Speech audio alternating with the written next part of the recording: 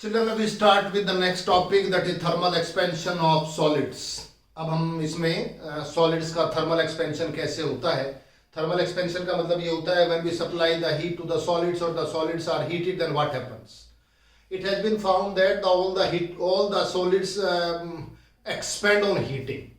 All the solids are found to expand on heating. जब आप गर्म करते हैं तो वो सॉलिड एक्सपेंड करते हैं. अब वो सॉलिड तीन तरह के हो सकते हैं बच्चों. एक लीनियर शेप के हो सकते हैं जिसमें लेंथ ज़्यादा है, डायमीटर थिकनेस उसके कंपेरेटिवली नेग्लिजिबल है, लेंथ के कंपेरेटिवली उसको हम लीनियर ऑब्जेक्ट कहते हैं. जैसे थिन वायर है या कोई थिन ऑब्जेक्ट है जिसकी लेंथ बहुत ज़्यादा है. और सेकंड होता है जिसमें हम एरिया एक्सपेंशन कहते हैं. 2 dimensional thin sheet is there, metallic sheet is there, कोई भी सॉलिड की शीट बनी हुई है. और तीसरा होता है बच्चों जिसमें हम क्यूबॉइड या क्यूब की फॉर्म में लेते हैं, कोई 3 डायमेंशनल स्ट्रक्चर होती है, उसमें वॉल्यूम एक्सपेंशन होता है. तो अगर 1 डायमेंशनल बॉडी है, लीनियर ऑब्जेक्ट है, तो केवल एक डायमेंशन में होगा, उसको लीनियर एक्सपेंशन कहते हैं. अगर वो आपका 2 डायमेंशनल बॉडी है जिसमें रेक्टेंगुलर शीट है, स्क्वायर शीट है, 2 डायमेंशनल कोई बॉडी है तो उसमें एरिया एक्सपेंशन कहते हैं. और अगर कोई 3 डायमेंशनल बॉडी है जिसमें थिकनेस भी है, लेंथ भी है, ब्रेथ ये तो तीनों डायमेंशन में एक्सपेंशन होगा, उसको हम कहते हैं वॉल्यूम एक्सपेंशन. अब हम इसका मैथमेटिकल डेरिवेशंस करेंगे. कितना टेम्परेचर बढ़ाएंगे, कितना लेंथ के रेस्पेक्ट में, एरिया के रेस्पेक्ट में या वॉल्यूम के रेस्पेक्ट में एक्सपेंशन होगा. All these things we are going to study now. ठीक है बच्चों, चलिए अब हम इसमें स्टार्ट कर रहे हैं. क्या स्टार्ट कर रहे हैं? Thermal expansion of solids. Thermal expansion of solids. और हमने क्या कहा? All solids are found to expand on heating. ठीक है. और कितने तरह का हुआ? On the shape of the body. और सॉलिड कितने तरह का एक्सपेंशन हुआ? The expansion of 3 types. कौन कौन से 3 टाइप्स हो गए बच्चों? फर्स्ट एक्सपेंशन कौन सा है? जिसको हम कहते हैं लीनियर एक्सपेंशन.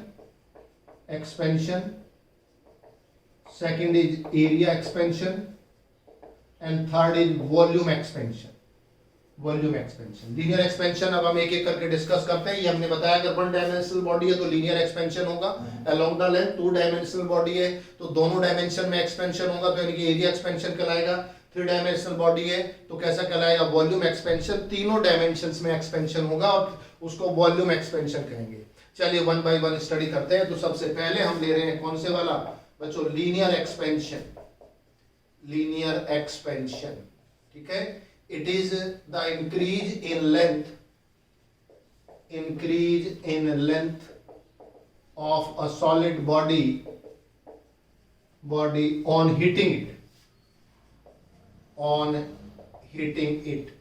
जब हम किसी सॉलिड बॉडी को हीट करते हैं और उसमें जो एक्सपेंशन होता है यानी कि उसमें जो इंक्रीज इन लेंथ होती है उसको हम क्या कहते हैं? That is called linear expansion. अब देखिए बच्चों, अगर हम मान लीजिए कोई ये 1 डायमेंशनल बॉडी ले रहे हैं और इसकी लेंथ कितनी है? L लेंथ है. मान लीजिए इसकी ये लेंथ L है. और जब हम इसका टेम्परेचर कितना ले रहे हैं? T. तो T टेम्परेचर पर जो इसकी लेंथ है वो कितनी है? L है. अब हमने इसको टेम्परेचर बढ़ा दिया बच्चों, और जब हमने टेम्परेचर इंक्रीज किया कितना? T plus delta T.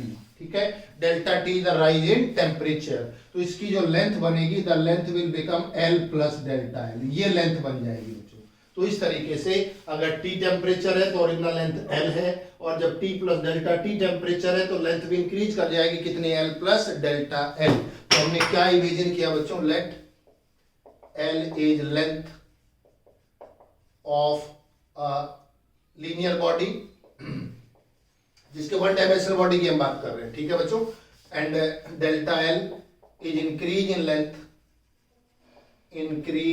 Length by increasing temperature. कितना टेम्परेचर? Delta T. ठीक है. यहां तक कोई डाउट नहीं है बच्चों? ओके. अब देखिए किस पर डिपेंड करता है. Now increase in length, now it is observe that देखिए किस किस चीज पर डिपेंड करता है. जो इंक्रीज इन लेंथ होता है, ये डेल्टा L कितना लेंथ में इंक्रीज हुआ है, तो देखो बेसिकली ये डेल्टा L है और यहां तक कितना है? L है. तो टोटल लेंथ कितनी होगी? L plus delta L. तो डेल्टा L किस चीज पे डिपेंड करेगा? It has been found that the delta L depends on this original length L as well as increase in temperature that is delta T. दो parameters पे depend करता है। एक पैरामीटर है जितनी ज्यादा लेंथ होगी, 1 मीटर लेंथ की कोई रोड है उसको आप गर्म कर दीजिए, उसमें इंक्रीज इन लेंथ होगा। वही रोड उसी मटेरियल से बनी हुई है, उतने ही टेम्परेचर तक से आप उसको हीट कर रहे हैं और वो मान लीजिए 5 मीटर लेंथ की है तो उसका एक्सपेंशन ज्यादा होगा। तो यानी कि increase in length is directly proportional to the original length, number 1। Number 2, directly proportional to increase in temperature.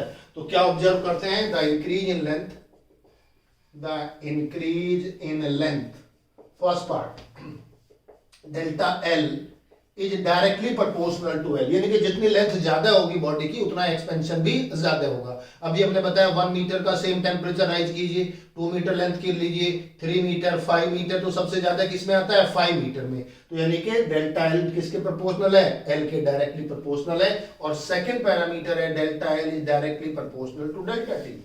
मान लीजिए लेंथ तो सेम है, 1 मीटर की है और उसी 1 मीटर को आपने 10 डिग्री टेम्परेचर का इंक्रीज किया और 5 डिग्री टेम्परेचर इंक्रीज किया, तो जो 10 डिग्री राइज इन टेम्परेचर है उसमें एक्सपेंशन ज्यादा होगा। यानी कि more rise in temperature, more expansion in the solid.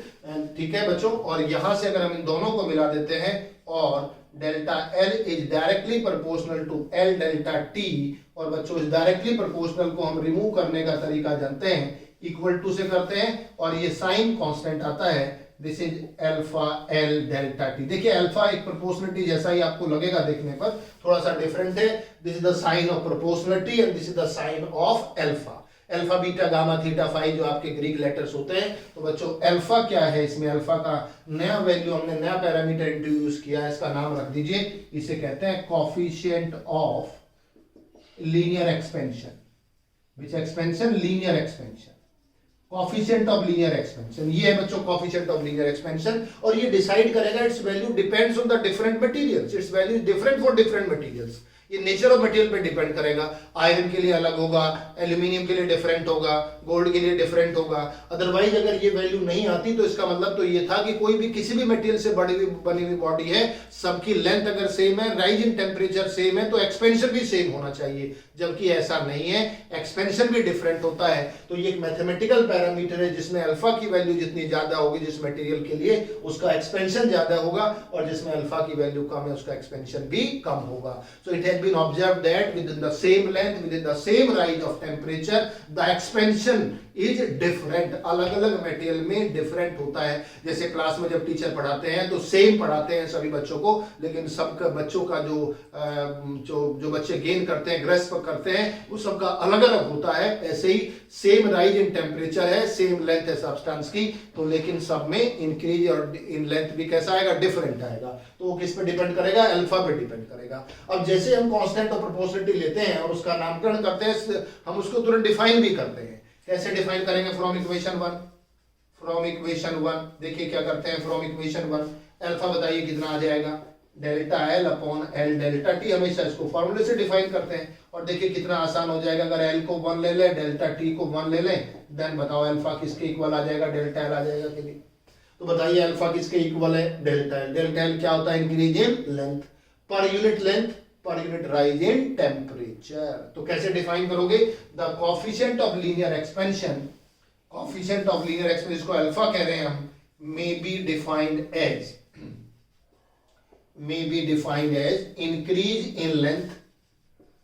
increase in length per unit original length per unit rise in temperature, per unit rise in temperature। पर unit rise में kelvin में भी हो सकता है, पर डिग्री सेल्सियस में भी हो सकता है। और हमने इससे पिछले उसमें पढ़ा था कि डेल्टा टी जो डिफरेंस डिग्री सेल्सियस का होता है, वही डिफरेंस किसका होता है बच्चों, केल्विन का होता है। क्यों, दोनों में जो स्पेस होता है जो टेम्परेचर स्केल पर, वो दोनों हमें 100 इक्वल पार्ट्स में डिवाइड होता है। तो वहां 1 डिग्री सेल्सियस का जो डिफरेंस है that is equal to 1 Kelvin. ठीक है, डिफरेंस की बात करते हैं जब डेल्टा टी की बात करते हैं। मान लीजिए 273 केल्विन से 274 हो गया, तो कितने का डिफरेंस है, 1 केल्विन। और 0 से 1 डिग्री का हो गया तो कितना डिफरेंस है, 1। तो इस तरह से दोनों में इक्वल होता है। ये अल्फा हो गया, और अल्फा की जो एसआई यूनिट लेंगे, एल से एल की यूनिट कैंसिल हो जाएगी, और यहां से अगर एसआई यूनिट लोगे तो डिग्री केल्विन -1, SI यूनिट आ जाएगी बच्चों, SI यूनिट डिग्री सेल्सियस -1, ये तो प्रैक्टिकल यूनिट हो गई, और ये हो जाएगा केल्विन इनवर्स। ओके, तो अगर हम डिग्री सेल्सियस में ले रहे हैं तो डिग्री सेल्सियस इनवर्स, और केल्विन में ले रहे हैं तो केल्विन इनवर्स। ये इसका क्या हो जाएगा, SI यूनिट हो जाएगी बच्चों। अच्छा, अब अगर ये तो हो गया increase in length, what will be the new length. मान लीजिए आपकी इनिशियल लेंथ कितनी मानी थी हमने, L माना था, अब न्यू लेंथ कितनी है, मान लीजिए L dash. Now new length L dash, बताइए कितनी हो जाएगी। ओरिजिनल लेंथ कितनी थी, L, और कितना इंक्रीज हुआ, इंक्रीज कितना हुआ, plus alpha L delta T, L common ले लीजिए, 1 plus alpha delta T। This is another equation number 2। तो देखिए ये फॉर्मूला तो बताता है इंक्रीज इन लेंथ, और ये फॉर्मूला बताता है न्यू लेंथ। न्यू लेंथ कौन से वाली, after expansion, after rising the temperature को बढ़ाने के बाद, एक्सपेंशन के बाद कितना इंक्रीज होगा लेंथ में, वो ये फॉर्मूला बताएगा, जिसमें हम L dash is equal to L1 plus alpha delta T बच्चों। तो एक ये तो कहलाता है आपका लीनियर एक्सपेंशन। अब हम सेकंड लेते हैं इसमें, सेकंड इज एरिया एक्सपेंशन। देखिए इसमें क्या लिखा आपने, it is the increase in length of A solid body on heating it. हम लिखेंगे it is the increase in area of A solid body. क्या लिखेंगे, it is increase in area. तो बस इतना चेंज करेंगे, लेंथ की जगह क्या कर देंगे, एरिया कर देंगे। So it is increase in area, ठीक है, ऑन हीटिंग अ बॉडी, यानी कि बॉडी जो है वो एरिया की जब हम बात करते हैं तो उसमें हम दोनों डायमेंशन की बॉडी लेते हैं। अगर ये कोई एक बॉडी है और इसका टेम्परेचर अगर T है और इसका एरिया आपने A ले लिया है, या S से भी हम रिप्रेजेंट कर सकते हैं, sometimes we take S A के बजाय, और जब हमने इसका टेम्परेचर बढ़ाया तो देखिए टेम्परेचर बढ़ने से क्या हुआ, T प्लस डेल्टा T, और ये हो गया S प्लस डेल्टा S। और ऐसा क्यों हुआ, देखिए इसमें लेंथ में भी एक्सपेंशन होगा, ब्रेथ में भी एक्सपेंशन होगा, और जब लेंथ और ब्रेथ दोनों में एक्सपेंशन होगा तो एरिया में भी एक्सपेंशन होगा। तो जनरली इसको हम सरफेस एक्सपेंशन भी कह देते हैं, और इसको हम एरिया एक्सपेंशन भी कहते हैं। तो बच्चों ये हो गया, it is increase in area on heating a body. और इसमें एक सिमेट्री है, जैसे आपने यहां समझ लिया, बिल्कुल उसी तरह की सिमेट्री है। क्या सिमेट्री है, मान लीजिए इसमें S क्या है, S तो हो गया इनिशियल एरिया, ओके, और बच्चों डेल्टा S क्या हो गया, इंक्रीज इन एरिया, कब, by increasing temperature delta T। तो देखिए क्या मिलता है, now it is observe that increase in area delta S is directly proportional to the initial area, original area, and directly proportional to the rise in temperature. So it is found that this delta S is directly proportional to S and delta S is directly proportional to delta T. तो जैसे ये length पर depend करता है, delta T पे depend करता है, ये जो इंक्रीज इन एरिया है वो एरिया पे डिपेंड करता है और डेल्टा T पर डिपेंड करता है। और इसमें भी हम प्रोपोर्शनलिटी साइन को हटाएंगे बच्चों, और इसमें प्रोपोर्शनलिटी साइन को हटाने के लिए आप बीटा S डेल्टा T लेंगे। अल्फा के बाद बीटा आता है, यहाँ हमने बीटा ले लिया बच्चों, वेयर बीटा का भी नाम रख देते हैं, it is coefficient of area expansion, coefficient of which expansion, area expansion हो गया। तो इसमें coefficient of area expansion beta आ गया है। और अगर बीटा को यहां से डिफाइन करेंगे तो बीटा को डिफाइन करने के लिए क्या करेंगे, delta S upon S delta T, और फिर बिल्कुल उसी तरह से करेंगे। अगर S 1 हो जाए, डेल्टा T 1 हो जाए, तो बताइए बीटा किसके इक्वल आ जाएगा, then beta is equal to delta S। तो बताइए कैसे डिफाइन करेंगे, coefficient of area expansion of a solid may be defined as increase in its area per unit initial area per unit rise in temperature। बोलो बात समझ आएगी नहीं। तो देखिए बिल्कुल ये जो चीज है इसको मैथमेटिकली जो आपने लिखा है इसको लैंग्वेज में कन्वर्ट कर दो। आपने कहा if S is equal to 1, if delta T is equal to 1, तो बीटा किसके इक्वल हो गया, डेल्टा S। तो कैसे डिफाइन करोगे, beta may be defined as may be equal to delta S increase in area per unit rise in per unit area and per unit rise in temperature. ये किसके definition होगी, beta की definition होगी। बताइए लिखने की जरूरत तो नहीं है, कैन यू ऑल राइट, अपने आप लिख सकते हैं। बस इसमें जहां आपने लेंथ लिखा था तो लेंथ की जगह क्या आ जाएगा, एरिया आ जाएगा, और अल्फा की जगह क्या हो जाएगा, beta. Beta may be defined as increase in area per unit original area per unit rise in temperature, ये बीटा, और यूनिट इसकी सेम रहेगी, क्यों, डेल्टा एस से एस कैंसिल हो जाएगा, तो जो यूनिट अल्फा की है वह यूनिट किसकी आएगी, बीटा की आएगी। बच्चों बात समझ आ गई आपको। और न्यू एरिया कितना हो जाएगा, अगर नया एरिया लिखना हो आपको, न्यू एरिया जिसको हम एस डैश कह रहे हैं, बताइए पहले एरिया कितना था, एस था, ठीक है, अब नया एरिया कितना हुआ, इसमें क्या ऐड हो जाएगा, प्लस डेल्टा एस, और delta S, S plus delta S, और एस प्लस डेल्टा एस की वैल्यू बताओ कितनी है, डेल्टा एस की वैल्यू है beta S delta T, beta S delta T, S common ले लीजिए, 1 प्लस बीटा डेल्टा टी, ठीक है। आप ए भी ले सकते हैं एस की जगह, डजंट मैटर, आप एस की जगह ए लिखना चाहें तो भी कोई प्रॉब्लम नहीं है। एस जनरली सरफेस एक्सपेंशन की वजह से हम या तो हम कई बार सिंबल हम एस भी यूज कर लेते हैं और हम ए सिंबल भी यूज कर लेते हैं, तो either you can make use of S और you can make use of A is the area expansion. बोलो बच्चों यहाँ कोई डाउट तो नहीं है, यहाँ तक कोई प्रॉब्लम तो नहीं है सबको। तो देखिए दो तरह के एक्सपेंशन आपने डिस्कस कर लिया है, कौन से वाला, this linear expansion and area expansion, okay. ये फॉर्मूला क्या बताएगा बच्चों, this formula will give you the new area and this formula will give you the increase in area, increase in area. चलिए अब इससे आगे वाला लेते हैं बच्चों, and third is which is called volume expansion. अब क्या लेंगे इसमें, वॉल्यूम एक्सपेंशन। चलिए वॉल्यूम एक्सपेंशन बताते हैं क्या होगा। अब वॉल्यूम एक्सपेंशन में जो होगा वो बॉडी आपकी कितने डायमेंशन हो जाएगी, 3 डायमेंशन बॉडी हो जाएगी बच्चों, और उसमें बिल्कुल सिमेट्रिकली आप डिफाइन करेंगे। देखिए हम इसी में बना देते हैं, third is volume expansion. Volume क्या लिखेंगे, it is increase in volume of a body कब ऑन हीटिंग हीट, ये होगा increase in the body.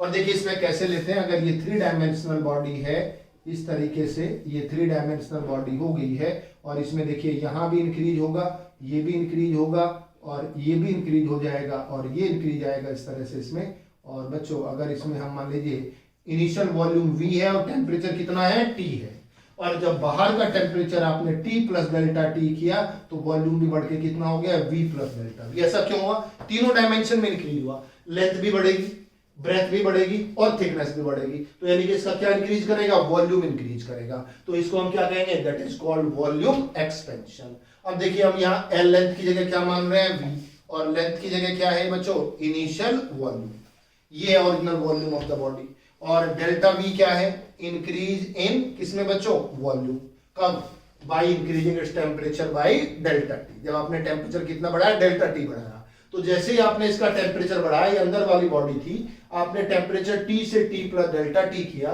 Volume V से V प्लस डेल्टा V किया। डेल्टा V कोई भी स्मॉल अमाउंट हो सकता है, तो बच्चों ऐसा नहीं कि 1 मीटर लेंथ की रोड है और आपने 10 डिग्री टेम्परेचर किया और 5 मीटर की बढ़ जाएगी। The increase in the length will be in the few millimeter or maximum up to 1 centimeter depending on the increase in temperature or initial length बच्चों, ठीक है। तो बहुत स्मॉल इंक्रीज है, that's why we are using delta V and delta T, और delta T within the small rise in temperature. तो ऐसा नहीं कि 0 से लेकर 100 डिग्री सेल्सियस तक आपने कर दिया है, तो with in the small rise in temperature. तो देखिए बच्चों क्या होता है इसमें भी, it is observe that the increase in volume, बिल्कुल सिमेट्रिकल है बच्चों ये भी, delta V is directly proportional to initial volume, is directly proportional to increase in temperature, so delta V is directly proportional to V delta T। और बच्चों इसमें जो coefficient आता है, अल्फा हो गया, बीटा हो गया, बीटा के बाद क्या आता है, गामा आता है, तो यहाँ कहलाएगा delta V equal to gamma V delta T, ठीक है। पहले क्या था, अल्फा L डेल्टा T, इसमें क्या है, बीटा S डेल्टा T, और इसमें गामा को क्या कहेंगे, coefficient of which expansion, volume expansion, coefficient of volume expansion. और इसको यहां से अगर हम डिफाइन कर रहे हैं बच्चों, किसको, गामा को, तो ये आ जाएगा delta V upon V delta T, और अगर हम V को 1 ले लें और डेल्टा T ऑलरेडी 1 है, तो गामा किसके इक्वल हो जाएगा, डेल्टा V के इक्वल हो जाएगा। तो क्या डिफाइन करोगे बताओ, गामा किसके इक्वल है, डेल्टा V। डेल्टा V क्या होता है, increase in volume, so it is increase in volume per unit original volume, V कितना है 1, एंड डेल्टा T कितना है 1 per unit rise in temperature.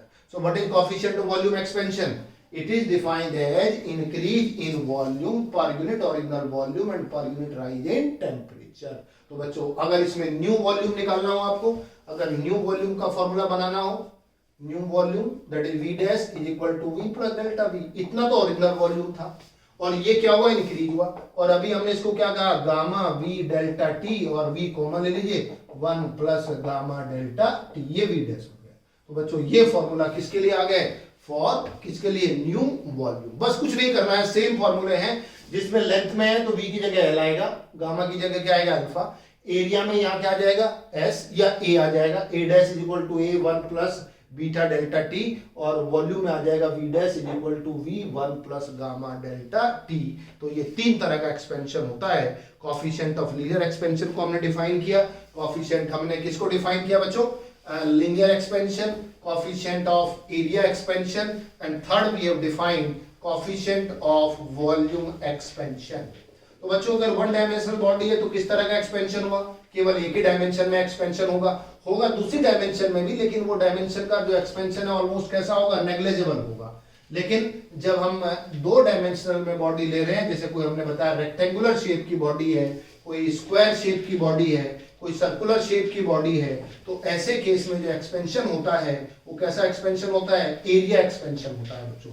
और अब हम इनमें रिलेशन एस्टेब्लिश करने की कोशिश करेंगे इन एरिया एक्सपेंशन का जो कॉफिशिएंट है, यानी कि अल्फा में, बीटा में और गामा में। So we will try to derive an expression किसमें बच्चों, relation between alpha beta and gamma. Now we come to relation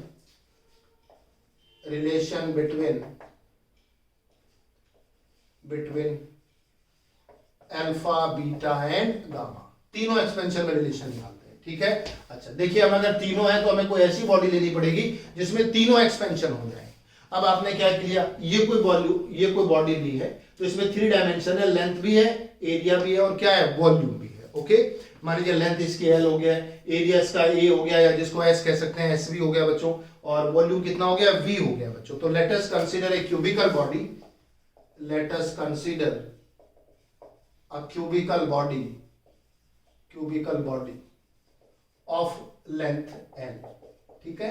तो बताइए एरिया कितना हो जाएगा, एरिया ऑफ किसका, एरिया ऑफ ईच फेस। कितने फेस बनते हैं क्यूब में, 6 बनते हैं, तो एक फेस का एरिया कितना हो जाएगा बताओ, s इज इक्वल टू, चलो अगर s मान रहे हैं तो क्या लिख दिया आपने, s is equal to L square लिख दिया आपने। और वॉल्यूम ऑफ द बॉडी कितना हो जाएगा, volume v is equal to कितना हो जाएगा, एल क्यूब हो जाएगा। तो आपके पास एल लेंथ है, ये एल है लेंथ, ये हो गया एरिया, और ये क्या हो गया, वॉल्यूम हो गया बच्चों, ठीक है। अभी हमने पीछे बता दिया, हम इसको ये भी लिख सकते हैं। हमने अगर s मान लिया है तो हमने s से कर दिया है, अदरवाइज अगर हमने एरिया को ये एज्यूम किया होता तो a से हम डिराइव कर देते बच्चों। चलिए अब इतने केस में बताइए, if the temperature delta T is increase in temperature, तो अब ये बताइए डेल्टा एल कितना होगा, then delta L is equal to alpha L delta T, और डेल्टा एस कितना हो जाएगा, बीटा एस डेल्टा टी, और डेल्टा वी कितना हो जाएगा, गामा वी डेल्टा टी। बताओ ये तीनों चीजें अभी पढ़ी है कि आपने, इतनी चीजें अभी हमने पढ़ ली है। ये इंक्रीज इन लेंथ होगा, ये इंक्रीज इन एरिया होगा इन ईच फेस, और increase in volume of the body हो जाएगा। ओके, चलिए अब हम यहां से रिलेशन लेते हैं। पहला relation between alpha and beta. सबसे पहले अल्फा और बीटा में रिलेशन एस्टेब्लिश करने की कोशिश करते हैं, ठीक है। अल्फा और बीटा में आप बीटा लेके चलिए, कितना होगा, तो बताइए न्यू एरिया कितना हो जाएगा, what will be new area will be S plus delta S, isn't it भाई। ओरिजिनल एरिया कितना था, एस, अब कितना बढ़ गया, डेल्टा एस, तो न्यू एरिया कितना होगा, S plus delta S. Okay, और एरिया का फॉर्मूला क्या होता है, जब ये आपका कैसा है, स्क्वायर शेप में है, क्या माना आपने, क्यूब माना, क्यूब का एक फेस कैसा होगा, स्क्वायर का एरिया क्या होता है, साइड स्क्वायर। तो नया जो लेंथ बनी वो एल प्लस कितनी बन गई, डेल्टा एल, और इसका क्या हो जाएगा, स्क्वायर हो जाएगा कि नहीं।